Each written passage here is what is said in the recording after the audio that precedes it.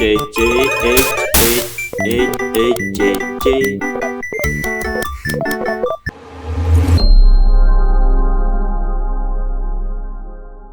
Mario Typing គឺជាប្រភេទកម្មវិធី Typing សម្រាប់ Gen Y បាទប៉ុន្តែមិនថ្មីទេនៅសម័យនេះយុវជន Gen Z ក៏អាចប្រើប្រាស់វាបានផងដែរ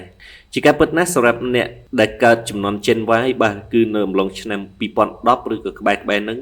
ភាគច្រើនអ្នកដែលប្រើប្រាស់កុំព្យូទ័រគឺគាត់នឹងស្គាល់បាទអំពី Mario Typing ដែលកម្មវិធីនេះគឺមានភាពល្បីល្បាញខ្លាំងហើយវាពិតជាមានប្រយោជន៍ខ្លាំងសម្រាប់អ្នកដែលចុចកុំព្យូទ័រដំបូងៗបាទ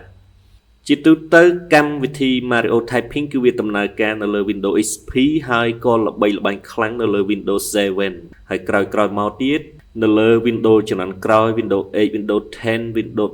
11នៅលើ Windows 10 គឺយើងអាចតឡើងប្រើបានដែរប៉ុន្តែតើតើយើងប្រើប្រាស់កម្មវិធីជំនួយដូចជា Dropbox ហើយនៅលើ Windows 11ខ្ញុំធ្លាប់បានសាកដំឡើងហើយគឺពេលខ្លះដំឡើងប្រើបានហើយពេលខ្លះដំឡើងប្រើអត់បានទេអញ្ចឹងដើម្បីប្រើប្រាស់វាបានអ្នកទាំងអស់គ្នាបើកទៅលើ browser មកបាទខ្ញុំចូលទៅកាន់ Chrome បន្ទាប់មកនៅត្រង់នេះគឺខ្ញុំវាយដាក់ថា Mario Teach Typing វាយឲ្យ Enter ទៅបាទនេះគឺជា Mario Typing វាមានរូបបែបនេះបន្ទាប់មកអ្នកទាំងអស់គ្នាត្រូវចូលទៅកាន់ link មួយនេះបាទវាដាក់ថា Play Classic Game Online ហើយអ្នកទាំងអស់គ្នាចុចលើនេះមក URL នៅខាងក្រោមអ្នកទាំងអស់គ្នាចុចលើ Mario Teach Typing Play Game Onlineបន្ទាប់មកអ្នកទាំងអស់គ្នារំកិលមកក្រោមមកយើងចុចទៅលើប៊ូតុង Q នេះមកបាទ Play it online បាទវានឹងបង្ហាញបែបនេះរួចយើងចុចលើកន្លែងសញ្ញា Play នឹងមក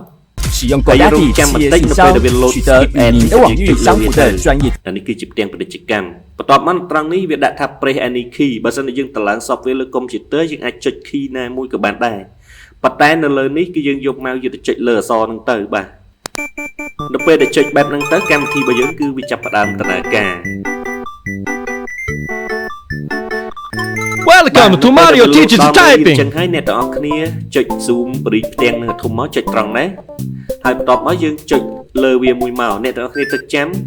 នៅត្រង់នេះនៅពេលយើងចុចលើវាម៉ៅរបស់យើងវានឹងចូលមកខាងក្នុងយើងបដូរទៅជាម៉ៅពណ៌ស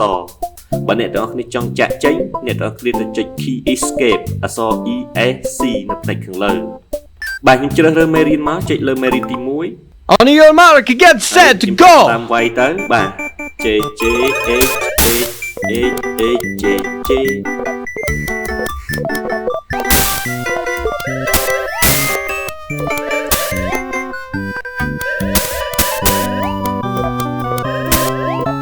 បាទដោយសារតែខ្ញុំវាយវាលឿនទៅអញ្ចឹងខ្ញុំបង្កើតកំហុសច្រើនដែរអ្នកទាំងអស់គ្នានេះគឺជាលទ្ធផលបន្ទាប់ពីយើងបានវាយបាទខ្ញុំវាយខុសចំនួន35ពាក្យហើយឈ្នះបាន10ហើយ key type ហ្នឹងគឺចំនួន202តួអក្សរ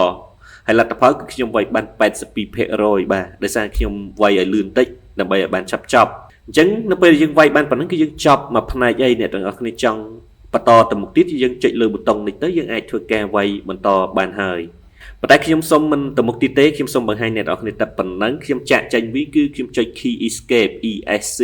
អញ្ចឹងមកខ្ញុំបានចាក់ចេញមកខាងក្រៅហើយខ្ញុំអាចចុចបិទវាធម្មតាបាទរបៀបនៃការប្រើប្រាស់ typing online គឺមានតែប៉ុណ្ណឹងសូមអរគុណចំពោះការតាមដានទស្សនាវីដេអូ clip មួយនេះ